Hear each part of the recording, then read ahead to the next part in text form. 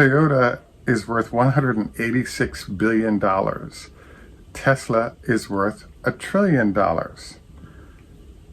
There's a bunch of interesting differences, but overall, Toyota is 10 times the size of Tesla and sells 10 million vehicles a year versus Tesla's 1 million vehicles a year.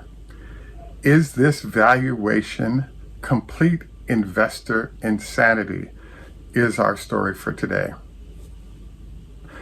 This is Greg for Teslafaninsight. Thanks once again for joining us. If this is your first time, welcome. If you're a repeat visitor, welcome back. We also want to thank our Patreon supporters. Your support is greatly appreciated and makes everything possible in terms of this channel. Please note this is a copyrighted broadcast. Any use without permission is prohibited. So today I wanted to, we're having kind of a backup situation. As you know, one of the reasons we chose Tesla, and anyone in the YouTube business, if you will, tries to choose entities that have a lot going on that represents opportunities to do stories on different topics where you're not low on content volume because it's the same old all the time. So there's a theme about Tesla that's been going on for the last 5 years, maybe even 10 years, and it's playing out with Rivian, it's playing out with Lucid and other manufacturers. And that is that you have all these new manufacturers that have almost no vehicles being produced, but their market capitalizations are greater than established companies like a GM or a Ford, etc. And the question is, what is this? Are the investors nut jobs or what?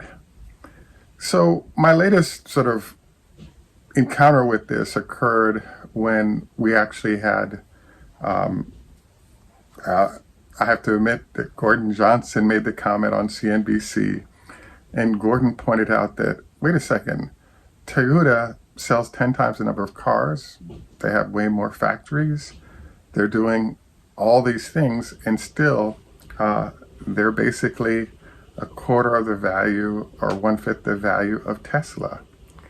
And therefore, there's this temporary insanity from investors that once that insanity abates, we will now see what the real value of Tesla is, hence why he's in that $200 range for the price of the stock. So I really wanted to address this today because it's been a constant discussion from mostly Gordon Johnson, but also a large number of other manufacturers as to why Tesla's stock price was so high. So the first item I wanted to cover is a concept called book value. So what that means is that if you look at a company, let's call it GM, it turns out GM has large numbers of assets, factories, brand equity, all these different things that are of value. The factories, though, for example, have been around for so long, they've probably been written down to zero in terms of the depreciation schedule, but they're still useful, productive facilities, and that's good. So if we did something to look at book value, which is take all the assets GM has, deduct liabilities, that's accounts payable, that's debt, everything, there's a number which tells you what the value of the company is. And given that they have 40, 50 factories versus Tesla's 4, their book value, if you measure just on this, is probably higher than Tesla's. I really need to switch back to Toyota because that's the research that we did. And Toyota is considered, the largest company in the world in terms of number of vehicles sold and quality of operations and everything.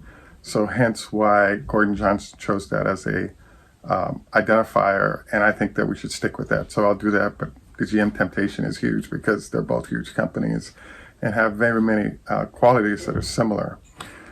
So, a few data points to share. We have a $186 billion market cap for Toyota.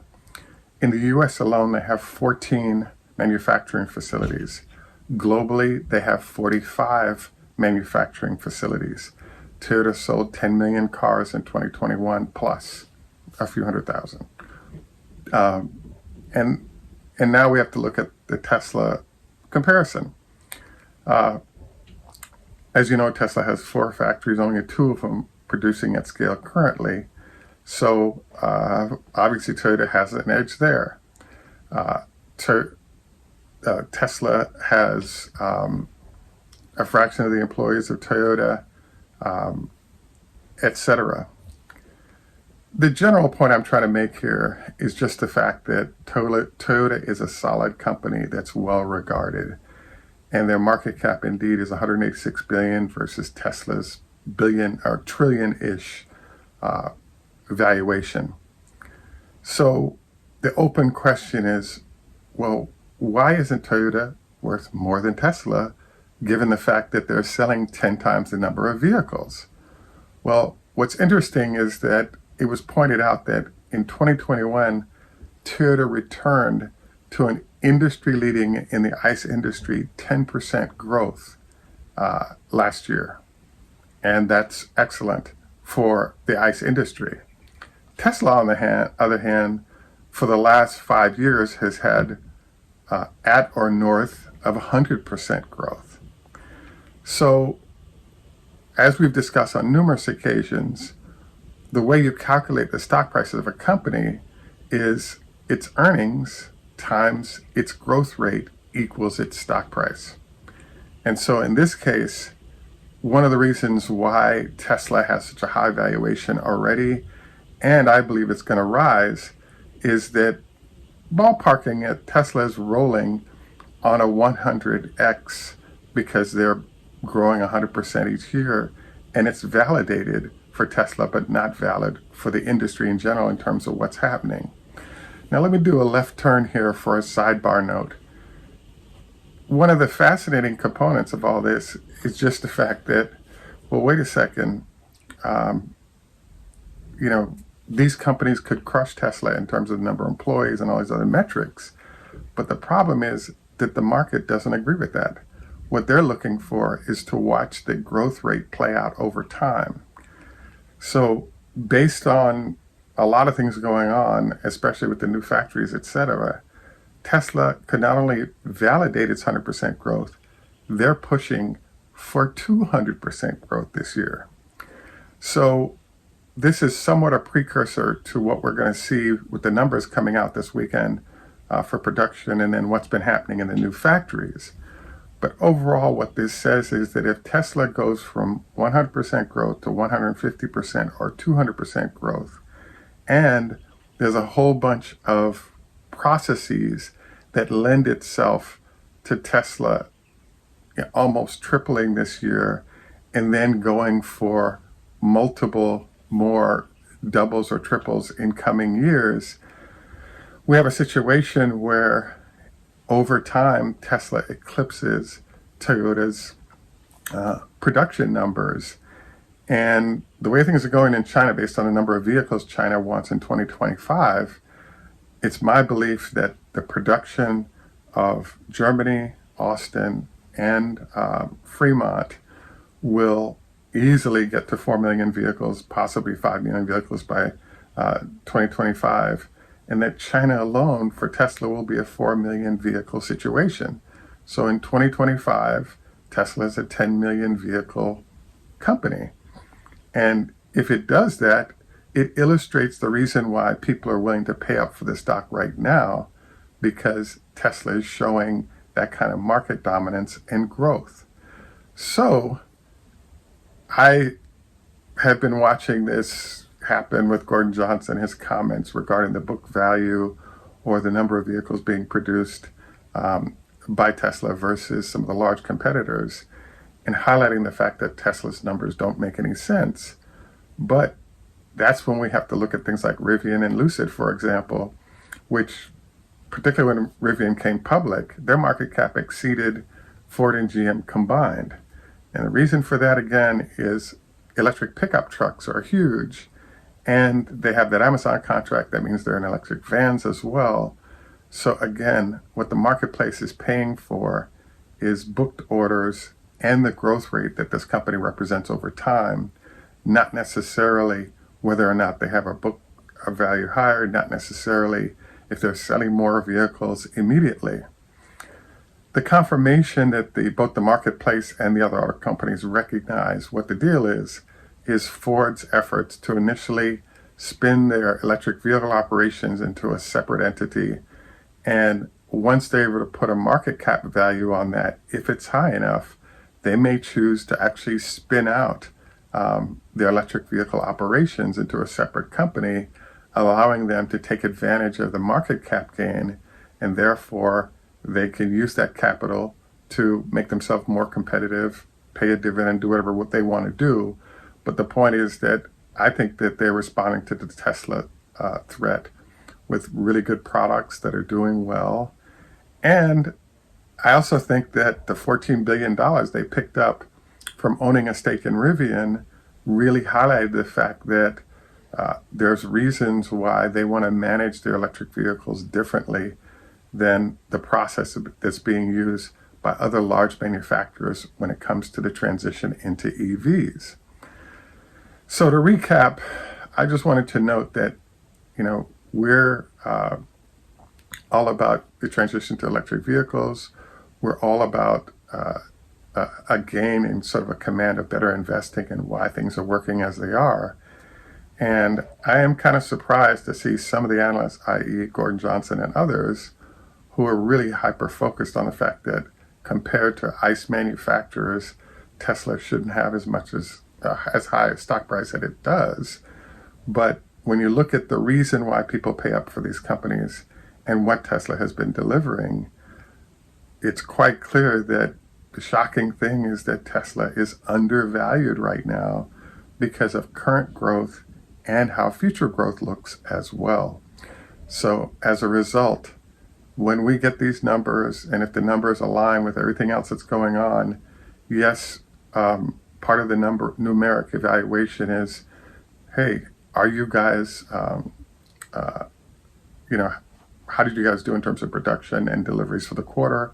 That's going to be half the discussion on the production number. The other half is, what does it look like in the future? And with these new factories opening, we kind of know what the future looks like. So the only thing that potentially jams the stock is something bad happening in this quarter. I believe that the only bad ointment I see for Tesla here is the fact that there's a bunch of cars being produced in Austin, for example, in Germany, that are ready to be sold and being sold, and that you're carrying unsold vehicles on the sheet, anticipating the start of sales, and so that cash hasn't come in yet. So in theory, Tesla could get a penalty from this, in the short term, but I really don't think so, because what this talks about is how their growth is going to look like forward, and the fact that that's going to be, it's already a huge number that they've produced that's going to nicely add to the balance sheet in the next quarter, but also how big the ramp is going to impact Tesla's sales.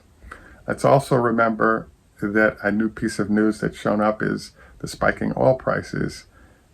In some quarters, Tesla isn't saying their backlog of a year on vehicles has doubled. So the number of people trying to buy Teslas has increased when there's no inventory. I wanted to acknowledge that I think Tesla pays a dividend they can because their profit margins are so good. I have to stand corrected if they don't, because there is a possibility that they choose to work the dividend through issuing shares instead of the dividend, and I'm going to leave that out there. In general, that would be an extra cherry on the top, not necessary to validate Tesla's stock price currently, but I will acknowledge those that are correct in that there's a good chance they don't do it by cash, they do it by stock, and therefore there is a dividend, but not paid out. So, at any rate, this is next thing we'd like to switch to is our health tips. Just a reminder, don't forget your 25 leg lifts a day with a 5-pound weight to strengthen the quad muscles, to strengthen the knee area, limiting the chance of needs for operations as you age. We also wanted to encourage you to try 2 weeks of same sleep and wake schedule to facilitate sort of better health in this space as well. At any rate, this is Greg for Teslafaninsight. Thanks for joining us today. Tschüss, au revoir, lehitrod, hoda hafez, drazice, ni hao ma, konbanwa, hey do, our friends in Sweden, arrivederci, our friends in Italy, asante, our friends in Swahili land of Kenya, etc. And in Jamaica, we say enough respect, walk good man. Thanks for joining us. Have a great day, and bye for now.